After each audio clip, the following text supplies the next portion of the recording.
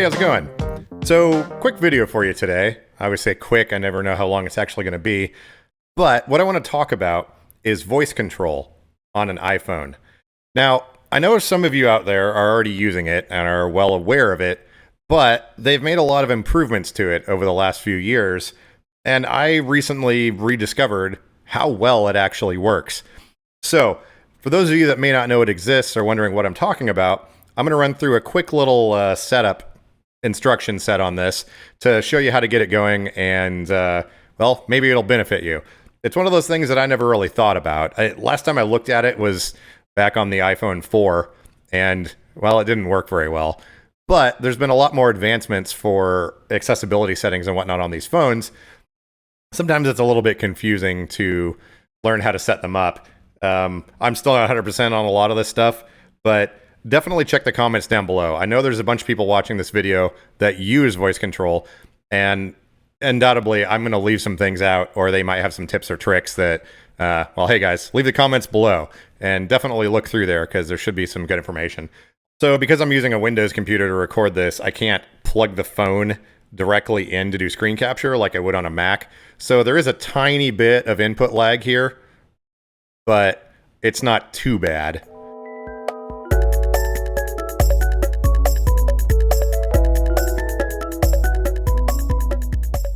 So let's start at the beginning here. What is voice control? It's basically something that overlays on your phone, and it puts numbers next to each item, so you can completely control your phone without touching it. Now, this is an iPhone 7, which has the Touch ID sensor on the front. So unlocking the phone on this particular one, you're going to have to actually use the fingerprint scanner unless you don't have a code set up. Whereas, for example, this iPhone 12 here, the Big Chungus edition, this one has Face ID. So you can have the thing mounted to your chair or table, wake the thing up, unlock it, and everything without ever having to touch the device. You can even reboot it and do crazy things like that. But because this phone is filled with all of my personal information, I didn't really want to screen capture on it, so I went out and bought this one specifically for this purpose. So a quick run through here on setting this up. We're going to go into the Settings app, and then we're going to scroll down to Accessibility. Oh, now, just so you know, this is assuming that you've got iOS 14.4, or at least iOS 14. Older devices are going to be running different versions of this, so it may look a little bit different. But we're going to go down to the accessibility and tap on that. Then what I like to do is turn on assistive touch. It puts a little dot on the screen that allows you to quickly turn some things on and off. I actually use it on this phone because with a case on here, pushing the power button on the side is kind of difficult sometimes. So on my phone here, when I want to shut off the screen, I actually tap on this little thing and then tap on that, and it locks the screen. That saves me having to try and push the button through the case. So let's turn that on here first off. So we're going to go down to Touch, and then at the top, there is Assistive Touch. And then we've got a little toggle here to turn that on. Now, there's a bunch of different options of this. As you can see here on the top of the screen now, we've got this little dot that's appeared. And it'll snap to an edge of the screen, so you can't have it in the middle of the screen like this. But I usually just have it somewhere near the top like this. And when you tap on it, you get this menu of assorted things that comes up. So we're going to customize this top level menu here. Now, this is kind of annoying sometimes to set up because you can't have the same option on the screen at the same time. Let me show you. You have to do a little bit of juggling, but I'm going to change this so it's only 4 icons. And then I'm going to change this top one here. We just tap on that, and I'm going to set that up to lock the screen. Now, when I tap on that, it locks the screen on the phone, which kills my screen link. Just a second here, that'll come back up. There we go. And then for the bottom, we're going to set that for voice control, so I can easily turn it on and off here. There we go, voice control, so we'll select that. And then usually screenshots are kind of annoying, so I'll set another option for that, for a screenshot. And then I'll usually leave the device menu alone. Let's go back to the home screen here. And now when you tap on that, you can use that to take a screenshot. You can lock the screen, obviously. And then over here on device, this has a submenu that lets you turn the volume up and down, mute the ringer, rotate the screen. You can even tell it to like shake the phone. if you have an app that has shake to feedback and stuff like that. That's going to come in handy later here. So let's get to the voice control part. So we're going to go back in here again, and then we'll scroll down to voice control, which is somewhere. Oh, there we go. Voice control. We'll tap on that. And then most of the default settings are pretty good on this. So I'll just turn this on. And now, as you can see, we've got numbers that have appeared everywhere. All you have to do is say the number of the thing you want to tap on the screen. So for example, we've got a number next to the back arrow there, 2. And it taps on that. And you can also do other commands like go home. Now this phone's a little bit older, so it doesn't always work and the microphones aren't as good on it. But as you can see, everything has these numbers next to it now. Let's say we want to send a message to someone. There's different ways of doing this. Like you can use actual commands to tell it to send a message. But I'm just going to show the step-by-step process using the numbers. 18. 4. Random person. Now there, the text cursor was already blinking. So where it's blinking, you can just say the text you want it to say. 6. Oh, and it just copied all of that. 3. 4. Random person. 6. Go to sleep. Okay, now saying go to sleep makes it stop listening. Now I can talk to you without it inputting all the text constantly. Wake up. 10. Hey, how's it going? I'm sending this message by voice. 7. Go home. Go to sleep. As you can see, a text message has come through from that phone. I did a live stream on the other channel kind of asking for help from some people, and I kind of forgot everything because that was a few weeks ago. Let me see if I have any notes here about this. Here we go. So you can make phone calls, but after you start a phone call, it's not going to be listening anymore. So you won't be able to hang up the call. You'll have to touch the phone for that. If you're using a Bluetooth headset, you can watch YouTube videos and things like that. If you're just trying to watch YouTube on your phone, you're not going to get the audio because the phone is listening to what's going on. So you got to have a headset on. And not all apps are 100% optimized for this. Let me show you, for example, here. Wake up. 17. Swipe up. And that's another thing too. You can tell it to do various commands. That would be the same as scroll down. Scroll down. Swipe up.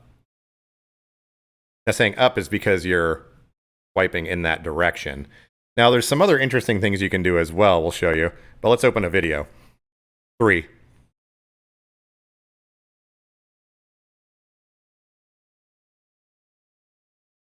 It's playing audio. They must have updated that. Last time I tried it didn't work.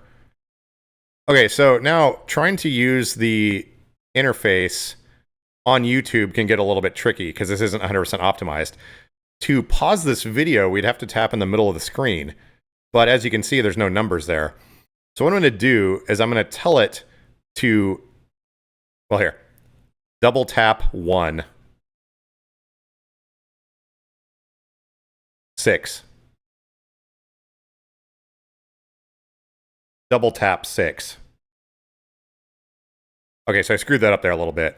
I should have just said the first number, and then when that came up, I tell it to double tap on the next number, because by the time it populates, the pause button has already gone away. Tap 6. Swipe up. Swipe up. Scroll to the top. Tap 9. That was incorrect. 14.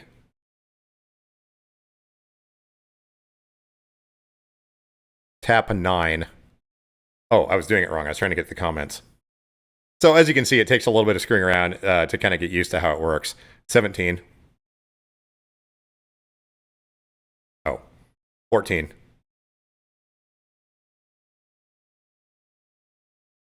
12. There we go. There's the comment section. Now, you can do other things here too. Like, say we want to like this person's comment here from Dairy Bean. There's other ways of doing that. Show grid. 17. 9. 8. And there we go. We've liked the video. So if there's parts of the screen that aren't populating with the numbers, you can tell it to open up the grid. I'm not saying because I don't want it to do it. Actually, go to sleep. Go to sleep. So you can tell it to show the grid, and it comes up with a grid for the entire screen. And then you tell it the number you want in that section, and it amplifies that little part there. And then, for example, if you needed to double tap that, you can just tell it to double tap. There's other interesting things we can do here as well. Wake up. Show grid. 10. 3. Swipe from 4 to 6. Swipe 4 to 6. Oh. Drag 4 to 6. And it does that command. Now, the other thing that's cool too is I was using the wrong terminology there. As you use this more and more, you saw there on the top of the screen that it came up with a suggestion because it figured out what you were trying to do. So I was trying to move the slider. Actually, here, there's got to be a better way to do this. Let's try and annotate a screenshot just to show you an example of that. Go home. 3. 4.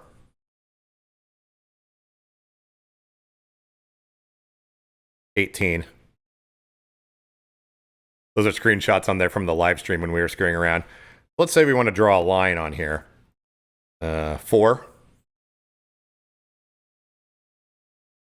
2. 2.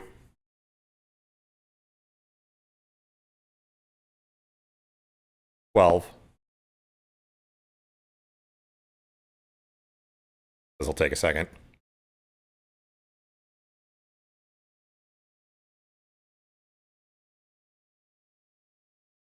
138.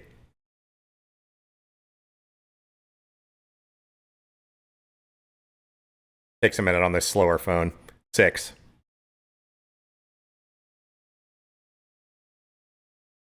Show grid. 6. Drag 9 to 1. And there we go. We just drew a line on the screen. Now, obviously that took a lot of work, but I'm just trying to illustrate some of the things you can do with this. Show grid. Drag 8 to 6.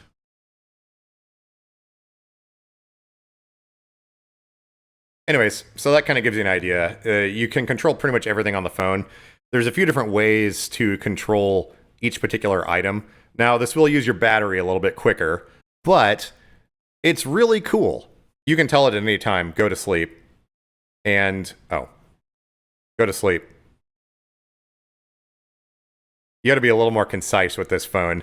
Now, it's not going to be listening to anything I say until it hears WAKEUP. So it is still listening and using battery, but I can talk about numbers 1, 7, double tap, all that stuff, and it's not going to listen until I tell it to wake up again. Oh, so that was the other thing. I'm looking at my notes here. If you have the HEY Siri turned on, which I do on this phone, you can tell that to turn the voice control on and off as well. Actually, let's use voice control to turn on listen to HEY SIRI, and I'll show you that. Wake up. Go home. Open settings.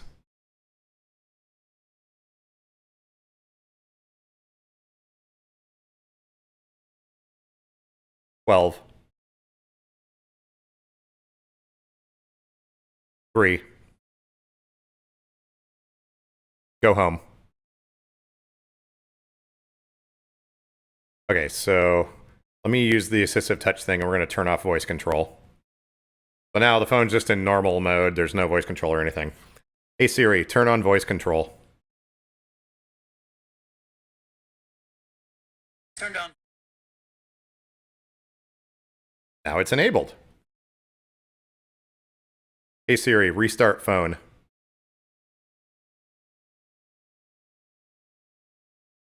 Now Siri can't do that. So let's see. I'm trying to figure out restart phone. Ah, see? A little tip on the top there. This will disconnect it from the screen sharing, but reboot device. 2. And there we go. It's restarting. So that's basically it. I just wanted to show you guys that there is this feature on here that's really neat. It does work on some of the older phones. If you have the newest, if your phone's new enough to support the most recent iOS updates, it'll work the best. Now, as you can see, I had to repeat myself a few times, speak very clearly. The microphone arrays on this thing are not nearly as good as they are on a newer phone, but it still works pretty well. And what I found, for example, like say you have one of the iPhone 12s that has Face Unlock, or even an iPhone 10, or anything with Face ID, basically, all you have to do is say, hey Siri, it'll wake up, and when it does that, it'll look for a face, and it unlocks, and just say, go home. And the lock screen goes away, and you're at your main phone screen. So let's try it for fun on this phone. I can't screen share while I'm doing it at the same time, but is voice control on? Okay, voice control's on. Let's turn off the screen. Hey Siri. Home screen. 12. 6. 1. 9. Now that was actually hitting the number 3 times. It's interesting that it sort of juggles those numbers. I'm assuming that's for security, so if you're saying your passcode out loud, you're saying different numbers and they're going to be different every time. But here we go. We're at the home screen. So it is still possible to do it without using Touch ID. That is a newer update. Last time I tried that, it wasn't working. So yeah, I just realized something. The phone's probably getting hot because I was doing screen capture and it was sending it out wirelessly to the computer. So this thing warming up, actually, I realized shouldn't normally happen when you're just using it. Like, I started 100% battery and now we're down to 59%. But for an old iPhone 7, that was kind of a lot of load for it. But anyways, there you go. Hopefully this is helpful, and hopefully it inspires you to take a look through some of the accessibility settings on these phones. There is a version of this available on Android as well. I kind of played around with it a little bit, but it's called Google Voice Access. That is the exact phrase. If you type that into the Play Store, it's a Google-based app that you can download, and it does a similar sort of thing. It's not set up by default to have the numbers on the screen all the time. With that one, you have to say show numbers. But if you download that and install it, I tried it on a Samsung phone that I have. It was a Note 9, and it worked pretty well. It seems to work best with Google native apps, and they do have the grid thing on there as well. In my opinion, it was pretty good. But I think iOS takes the cake on this because you never have to touch the phone. I found myself a lot of times playing around with it on the Note 9 that I would have to touch the phone or tell it to wake up or tap the microphone icon. Now, again, I'm probably not using it correctly, and there's probably other ways to take care of this stuff. But my takeaway, screwing around with both of these for, half hour each, iPhone's the way to go. Their accessibility stuff is heavily integrated because all of the apps are very heavily scrutinized. And even if they're not made by Apple, they have to conform to very strict standards. Now, obviously, there's arguments, iPhone versus Android, blah, blah, blah, all that stuff. If I see any comments like that saying Android's terrible or whatever, I'm just going to delete them because I don't want to start those arguments in the comment section. But it is available on both platforms. Now, I was going to talk about like Windows and Mac OS and things like that. Mac OS does have a similar voice control thing set up. You can take a look at that as well. Windows has something as well. I have not played with it. I asked some people about it, and I know a few people use it. It's kind of hit and miss, but most major operating systems now have some form of voice access or voice control. I know on Windows, for example, I think it's Dragon Naturally Speaking. I believe they have an overlay for the desktop where you can use that as well. But anyways, I'm going to keep this short. Take a look around, see if you can check out some of these products and some of these features. Maybe they'll help you out. Maybe they'll help out someone that you know. But this was one of those things that was just too awesome not to make a video about and say, hey, look, this is really neat. But anyways, we're going to call that good for now. And I'll catch you guys in a few days. Thanks for watching.